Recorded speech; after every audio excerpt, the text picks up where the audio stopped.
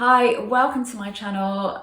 Today's video, my 3-step manifestation method. This is something I started doing a good few years ago. I wanted to give myself a method. I wanted to give myself something to work with, so something for my rational brain to get on board with and know that I was doing something, but I wanted to keep it minimal because minimal works for me, and I knew that working hard does not work for me. It never has. I've never manifested anything when I've tried hard to get it.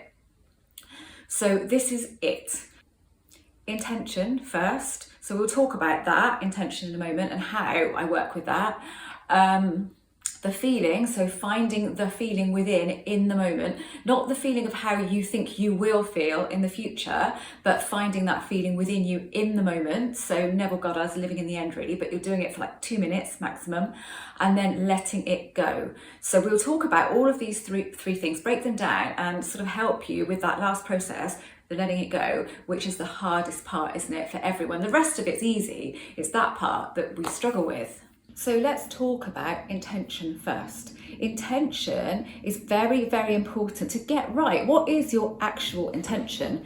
The best way of looking at it is, how do you want to feel? So what do you want this particular thing to make you feel?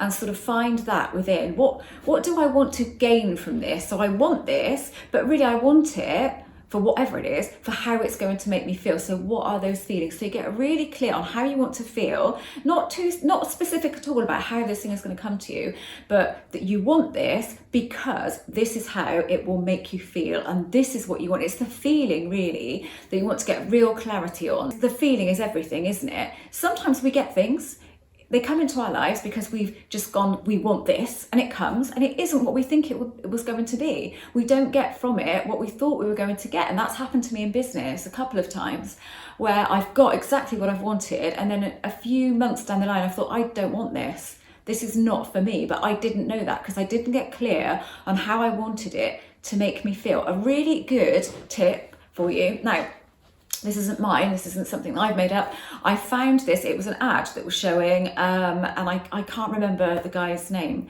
that was talking about it, unfortunately, but it's been really useful to me. I gave it a go afterwards, and I thought, awesome, this is a really good one to pass on to people. It's just to imagine the path in front of you that you think you want. So this thing that you think you want, imagine yourself walking down the path, and this thing, this manifestation is all around you. Then you will really feel it. You will either feel really good or you won't. You'll feel resistant, or you'll get a feeling, and that feeling will be, yes, I really, really want this, or actually, no, I don't think I do. And then if you do really, really want it, you come back out, you look at the path and you select it as part of your reality. Yes, you want this. If it doesn't feel good, you dissolve it. Actually, I don't want this. I thought I did, but I don't. But if you focus mostly on feeling how you want to feel, that is key, because again, then it doesn't come to you and you're like, actually, I don't want this after all. You don't get that. That doesn't happen. That's never happened to me since I've concentrated on feeling. So that's clarity, real clarity. And for me now, I don't have to do this, but I did have to do this.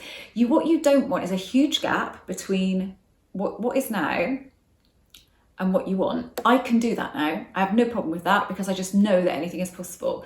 But if you're not at that stage, back in the day, I couldn't do that. So I had to close the gap. So I told you before, when I wanted to become an author, and becoming an author seemed huge because I was an SEO specialist. How am I going to do that? My head wouldn't accept, my brain wouldn't accept it. So I changed it to, I want to write.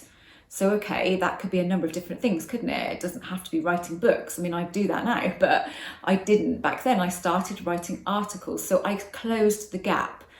So my mind goes, yeah, you can do that. Whereas the author, really?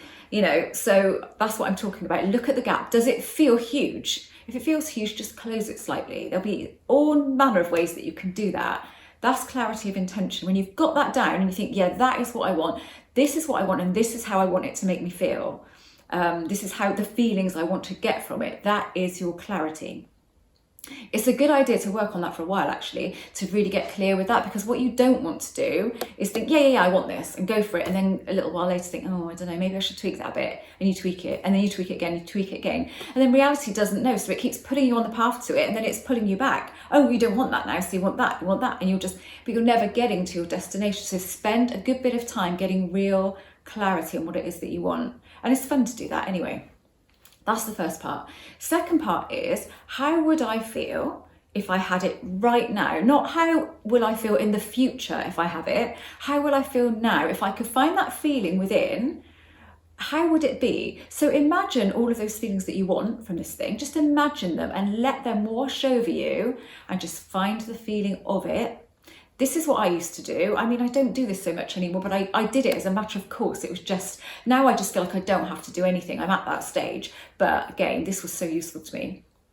Find the desire within as well as you're doing this. Do I really, really want this? Really feel it. I really want this. Because look at the things you've manifested in your life just by wanting it, and it's happened.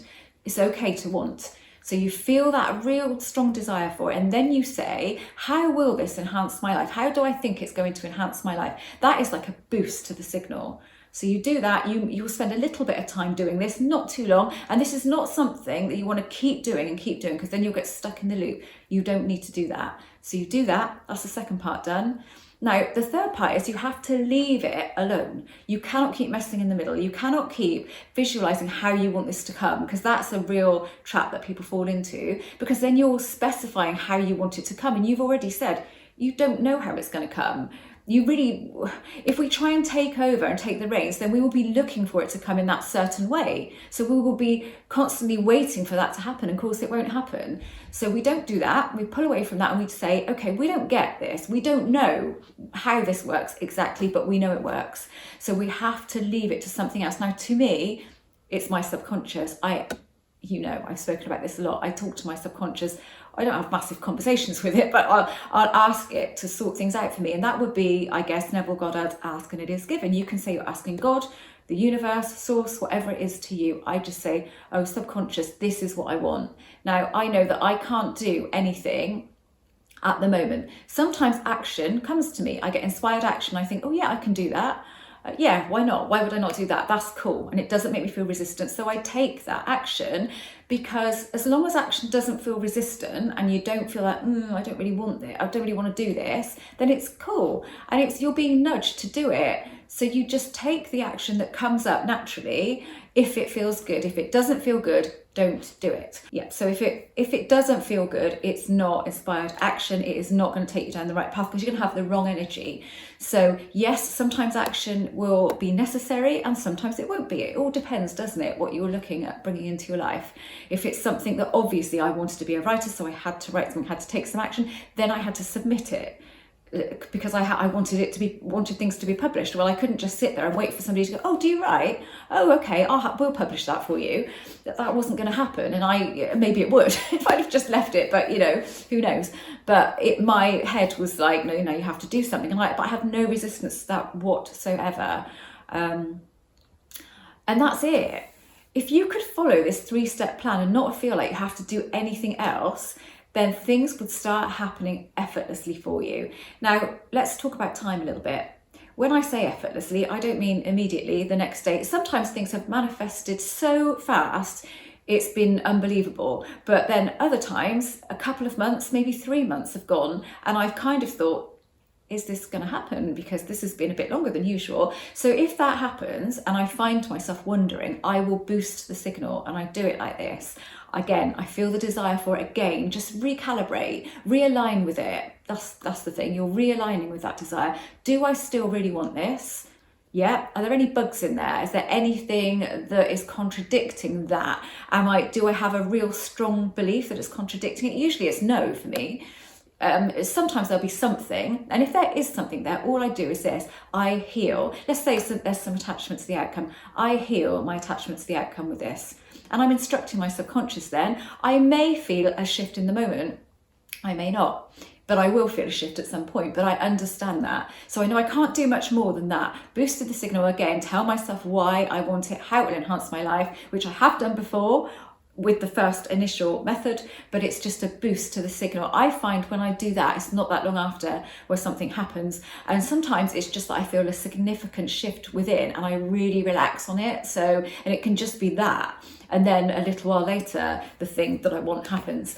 So, obviously, different things work for different people, but if you are exhausted and you're fed up with affirmations and you're not moving and you're not shifting, if you bring it all back to this very simple process, you really can't go wrong, because you're tapping into the feeling, you're finding the feeling as if it was now. It's just an energy. It's energy and nothing more than that. That's all you're doing, tapping into that energy. You have real clarity and you've let it go to a point. You are still going to feel slightly attached to it because you really want it and you want to get it when you still want it. I have that slight bit of attachment to things, but it's dominant on detachment. I'm dominant on detachment. I'm 60% or more detached from it. So that means I'm going about my day and not thinking about it all of the time. It's not in the back of my mind that I don't have it all of the time. Somebody did make a very valid comment on one of my videos and said, well, it doesn't really matter if it's in the back of your mind, if it's positive in the back of your mind. And yeah, that is true. If it's there and you're just very optimistic about it or excited about it or feeling good about it and it's there all the time, that doesn't matter. It's the feeling of lack that we often have, and it's a very subtle feeling of the thing that we want not being here. That's the most common. But if it's there and you don't have that, then it doesn't matter. It all depends what that feeling is. I hope that this was useful. I just wanted to simplify it right down. I think I've probably made a video about this way back, but not for a long time, because I don't normally talk about techniques. And I guess it is it a technique? It's a method, isn't it? It's a formula. I guess it's the formula that I came up with, and I'm sure loads of other people use this formula back in the day when I was really stuck and I knew that I had to stop trying, and it worked for me. It started to work for me. A couple of things happened really fast, and then gradually different changes occurred in my life, and I did become a writer and I did become an author, and all of that stuff happened. Probably that stuff was gradual. It felt gradual, but I wasn't in a hurry for it, really. But actually, when I look back on it, it didn't really take that long to all kick off and all start. And the actual first writing job I got was just a couple of days after setting that new intention. So it did kick off really fast, but then the whole process took a bit of time. But try and look at time as your friend, because if you do, it will all happen at the perfect time for you, and you'll think, thank God it didn't happen before, because I wouldn't have been ready for it then, but I really am ready for it now. You'll really notice that it's come at the right time. You'll be able to maintain whatever it is, sustain it. Things will be different. So instead of thinking of time as being the enemy, think of time as being your friend. You'll just change your whole vibe around time then. Right, I won't complicate this with anything else, but this is what's worked for me. This is what's worked for a lot of people that I've given it to, that have been trying too hard and don't want to try anymore, want to do something but not too much. So that whole process, what you don't want to do is go, oh, I've got to do that over and over and over. If you want to do it for any period of time, do it for 2 weeks. My timescale is always 2 weeks, 14 days. And no more than that. So you mark it on the calendar, because then you've done it and you feel like, okay, I've done that job now. But if you keep going and going and going, you will start feeling the lack, as with everything. But for me, I wouldn't even do it 14 days, just do it once. When I first started, I probably did it a few times, but again, not for 14 days. And I do still use that boosted signal process if it's gone a few months and nothing is shown. And I know there's no resistance there. I really know there's nothing. I kind of look, and I might find something very slight, and I will mop that up, and then so I feel like I'm realigning with it, with that desire, and then leave it alone again. Because there's nothing better than detachment. Like, again, don't look for 100% detachment, because it's very unlikely that you will have that. If you had 100% detachment, you probably wouldn't really want it anymore. So think of it as a positive thing. A little bit of attachment, a tiny bit, under 50% attachment is fine, because you're dominant on detachment. So you're tipping the scales. Once you've tipped the scales in the favour of detachment, don't worry too much. Just don't stress about having zero attachment. I hope this was useful. If I didn't say, and I don't think I did, I am an author, but I'm also a coach. I've stopped My Zoom coaching now, so my hour-long Zoom coaching I don't do anymore. I just don't have the time for it. I can't fit it in, but I do offer email coaching, and I also have an email coaching program with half an hour Zoom session. If that's for people that really feel they need to speak to me and really feel they want to get it all out there and kind of just feel they need that face-to-face bit of time, but it's just 30 minutes. And then there's the 4-week email coaching that comes after that. Okay, thank you so much for watching.